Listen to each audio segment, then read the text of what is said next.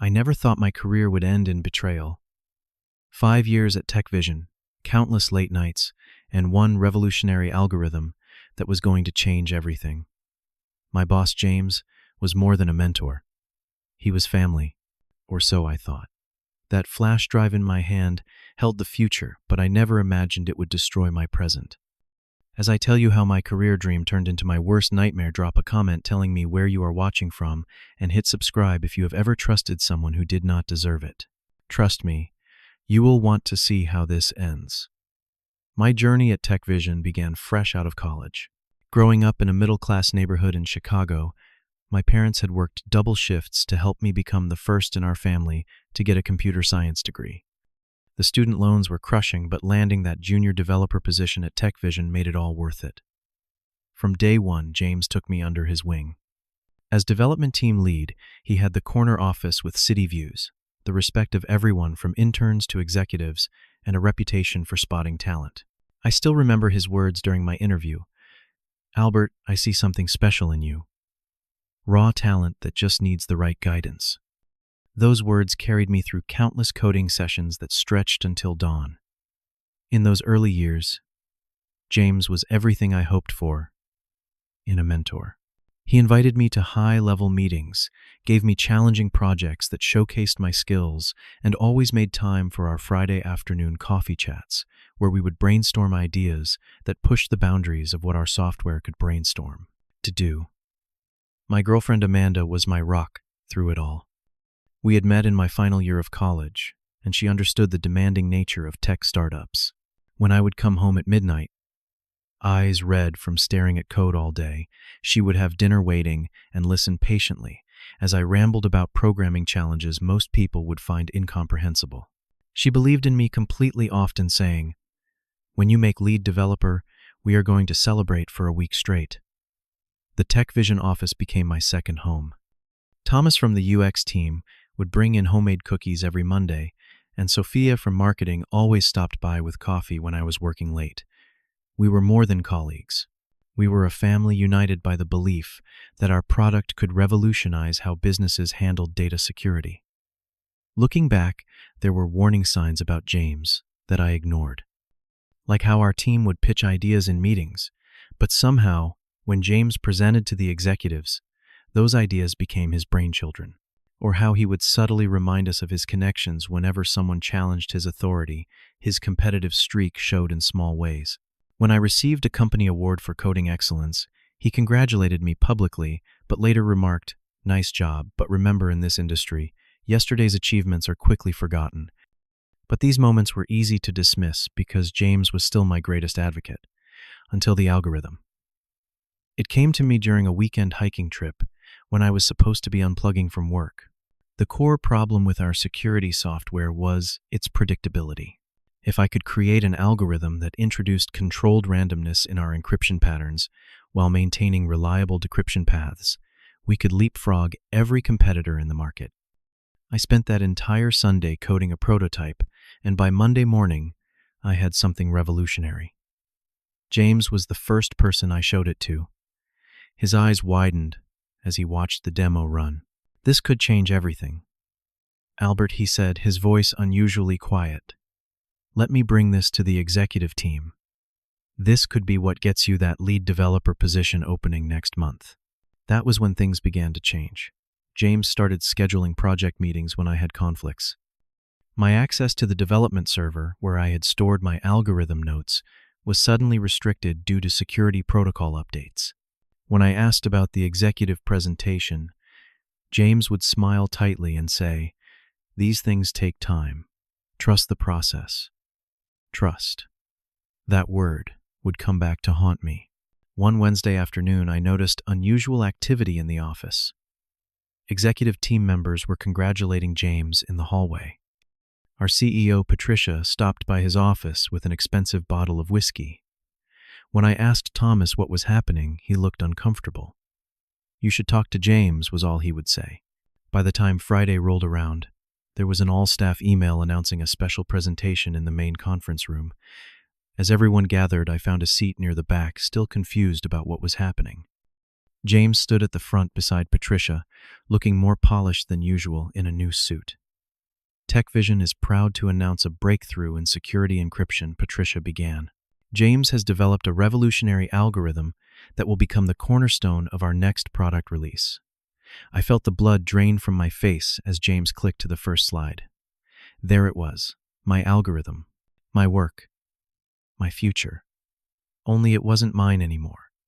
Slide after slide showed my code, my diagrams, even using some of the same unique variable names I had created. The room erupted in applause as James humbly accepted credit for what everyone was calling the most significant development in the company's history. My hands shook as I left the conference room and headed straight to James's office. When he returned 20 minutes later, his smile faded as he saw me waiting. "What was that?" I asked, my voice barely controlled. "Albert, calm down. This is business. I refined your initial concept into something workable. Refined. That was my work. Every line of it." James closed the door. "Look, I have been in this industry for 15 years. No one succeeds alone. Your code had potential, but it needed my expertise to make it viable. Besides, who do you think the board would believe? Their trusted senior developer or a kid, 5 years out of college? I was stunned. I trusted you. That was your first mistake," he replied, his voice cold. "Now be smart about this. Your name will be in the development credits.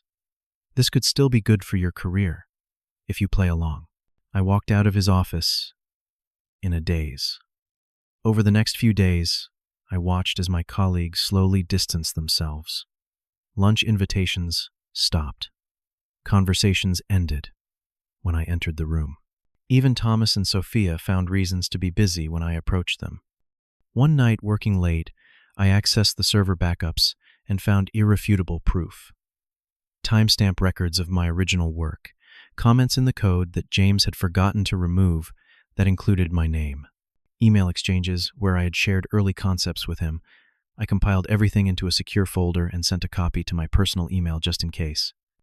2 weeks after the announcement, the company celebration included revealing that James would be promoted to Chief Innovation Officer, a new position created specifically for him because of his breakthrough. I sat in the back of the room, watching my future being handed to someone else. The stress began taking its toll. I lost weight. Could not sleep.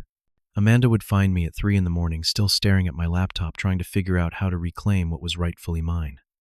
"You need to let this go," she would say. "Is it worth destroying yourself over?" But I could not let it go. This was more than code. This was my identity, my hard work, my intellectual property. I scheduled a meeting with HR, bringing all my evidence. The HR director, Lisa, listened patiently, but her response was diplomatic, to the point of meaninglessness.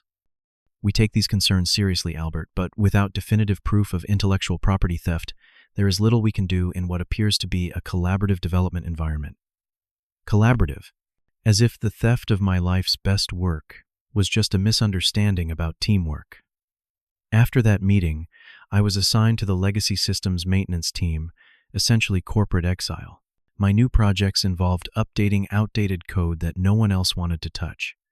My former teammates avoided eye contact in the halls. James stopped acknowledging my existence entirely. The final blow came 3 months after the algorithm presentation. I was called into a meeting with Lisa from HR and James. As I entered the conference room, I noticed a security guard waiting outside. My stomach dropped. "Albert, we have uncovered some disturbing information." Lisa began, not quite meeting my eyes. "Company server logs indicate you have been attempting to access restricted files related to our proprietary encryption algorithm." "My algorithm," I corrected. "That is precisely the problem," James interjected. "Your continued claims to ownership of company intellectual property combined with unauthorized server access constitute corporate espionage." I could not believe what I was hearing. This is insane. I accessed those files to prove the work was mine. Lisa slid a document across the table. "We are terminating your employment effective immediately. You will be escorted to your desk to collect personal belongings and then off the premises." The security guard entered as if on cue. My 5 years at Tech Vision ended with a walk of shame through the open office, former friends and colleagues suddenly fascinated by their computer screens as I passed. Outside rain soaked through my shirt as I stood holding a cardboard box containing a coffee mug, a few books, and a framed photo of Amanda. That night, I told Amanda everything. She was supportive at first, holding me as I processed the shock. But as weeks passed and my job search yielded nothing, I could feel her pulling away. James had connections throughout the industry, and suddenly my references were not returning calls.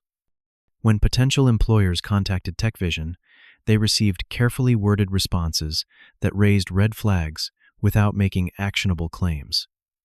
Then came the final betrayal.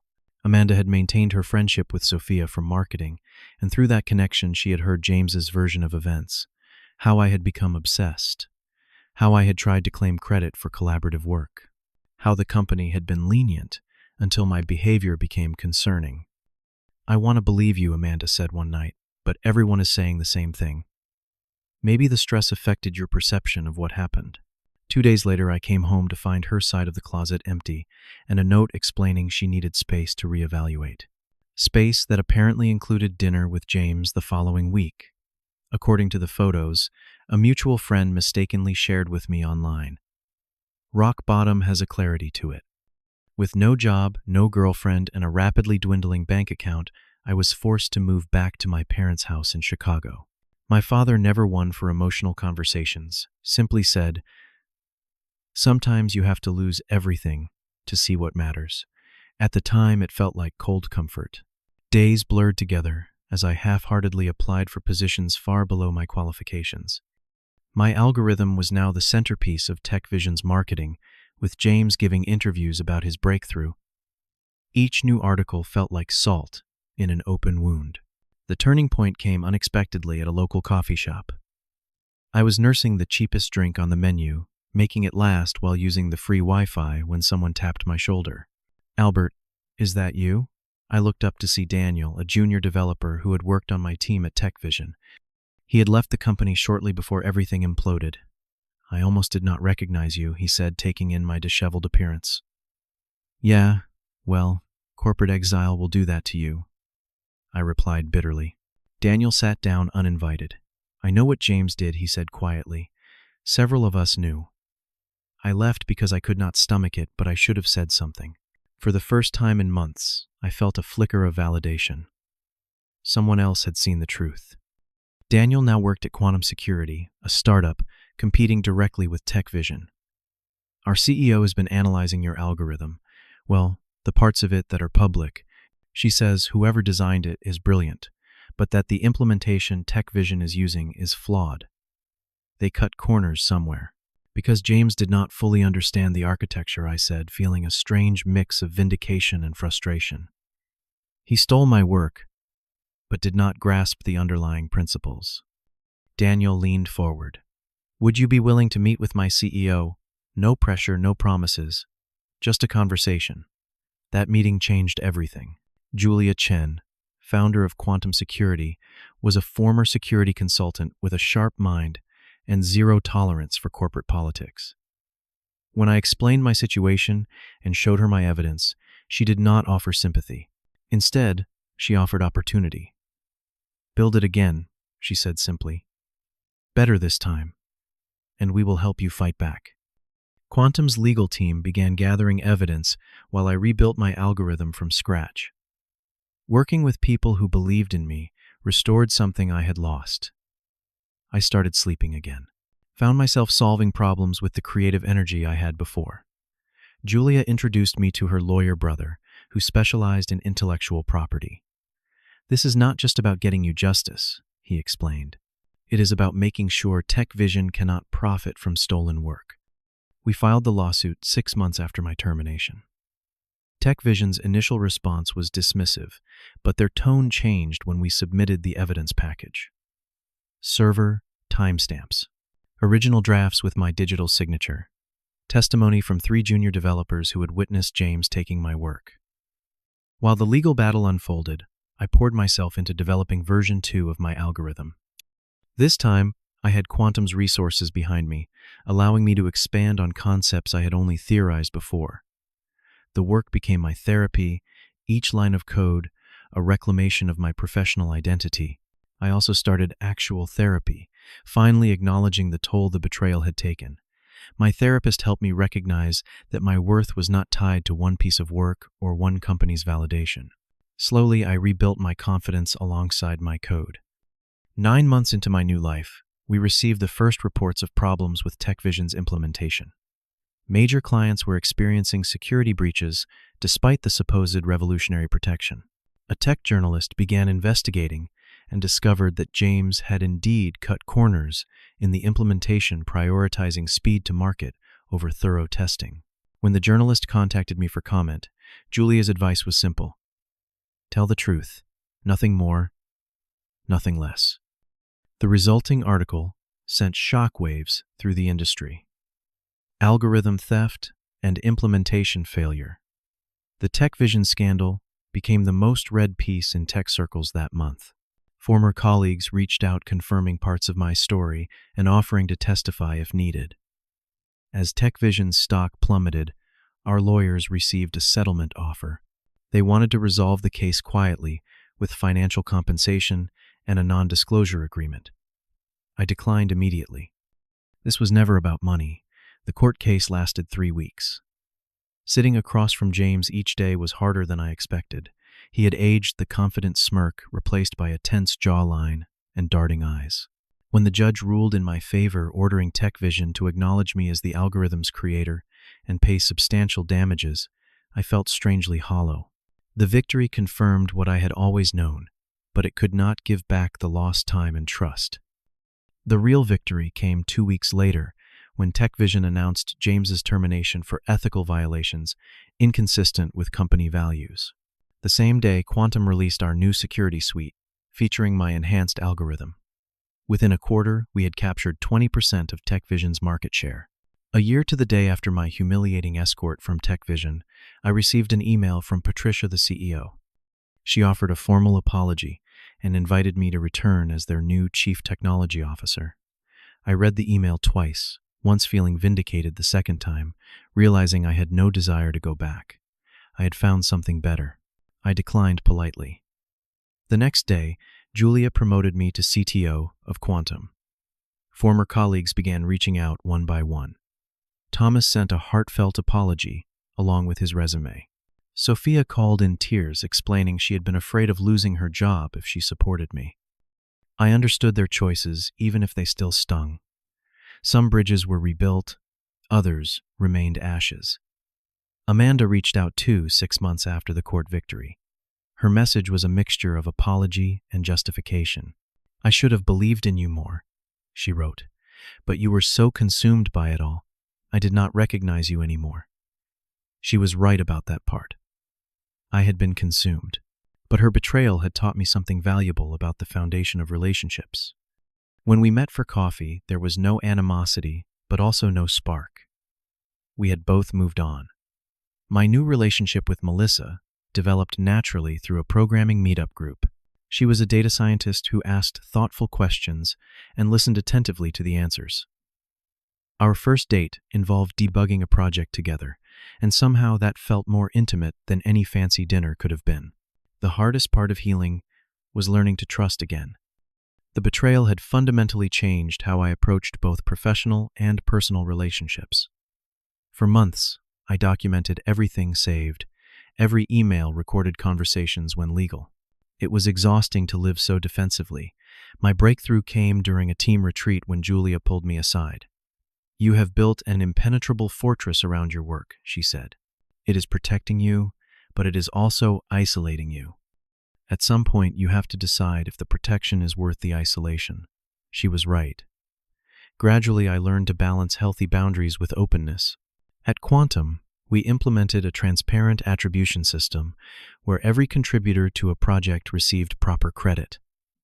I found that acknowledging others' work made them more likely to acknowledge mine. My parents came to visit me in my new apartment, pride evident as my father awkwardly patted my shoulder. "You stood up for yourself," he said. "Not everyone does that." The final piece of my healing came unexpectedly. At a tech conference, I encountered James in the hallway between sessions. He had landed at a small firm, his reputation permanently damaged. For a moment, we simply stood facing each other, the busy crowd flowing around us. "I should have helped develop your talent instead of stealing it," he said finally. "It would have been better for both of us." I considered several responses before simply nodding. Yes, it would have. Walking away, I realized I no longer carried the burning anger that had once consumed me. Not because James deserved forgiveness, but because I deserved peace. Today, Quantum is valued at 3 times what it was when I joined. My team knows they will always receive credit for their contributions. I keep a framed copy of the court verdict in my office, not as a trophy, but as a reminder that standing up for yourself may be painful but necessary. The betrayal that once defined me is now just a chapter in a much longer story. A story about losing everything and finding a better path forward. About learning that success without integrity is ultimately hollow. About discovering that sometimes the worst moments of our lives lead us exactly where we needed to go. Have you ever had someone steal your work or take credit for your ideas? Leave a comment below with your story and how you handled it. If this resonated with you, please hit the like button and subscribe to hear more stories about overcoming workplace betrayal. Share this video with someone who might be going through something similar. Remember, standing up for yourself is never easy, but it is always worth it. Thank you for listening, and remember that sometimes losing everything is just the beginning of finding something better.